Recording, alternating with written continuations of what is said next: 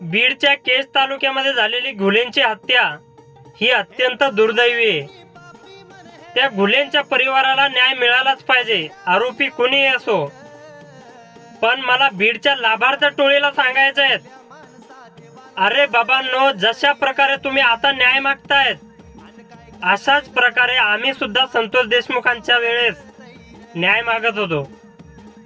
पण तुम्ही आम्हाला समर्थन देण्याऐवजी आरोपीच्या समर्थनात अंगात येईपर्यंत मोर्चे काढत होते। त्यावेळेस मराठा समाजाला काय वाटत असेल, संतोष अण्णा देशमुखांच्या परिवाराला काय वेदना होत असतील। पण त्यावेळेस हीच लाभार्थी टोळी आरोपीच्या समर्थनात अंगात येईपर्यंत मोर्चे काढत होते। पण तुम्ही आम्हाला समर्थन देण्याऐवजी आरोपीच्या समर्थनात अंगात येईपर्यंत मोर्चे काढत होते। आज केज मध्ये दुर्दैवानं अशी घटना घडली, घडायला नाही पाहिजे होती पण घडली आणि तुमच्यावर न्याय मागण्याचा वेळ आला। पण आम्ही कधी आरोपीच्या समर्थनात मोर्चे नाही काढले, आम्ही कधी आरोपींना समर्थन नाही दिले।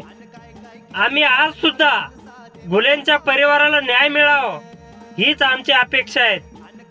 या व्हिडिओच्या मार्फत मला लाभार्थ टोळीला फक्त एवढंच सांगायचं आहे, अरे बाबांनो, जातीवाद कुठे करावा याचं तरी थोडंसं भान ठेवावं। तुमच्या या जातीवादीने आपापल्या समाजात गरीब लोक मारले जात आहेत आणि मग आपण नंतर न्याय मागतोय, हे कुठतरी थांबलं पाहिजे। कोणत्याही आरोपीला जात नसती एवढं लाभार्थ टोळीनं लक्षात ठेवायला पाहिजे। आपण जातीवाद करून आपापल्या जातीमधल्या लोकांना मारतोय आणि मेल्यानंतर मग आपण न्याय मागतोय।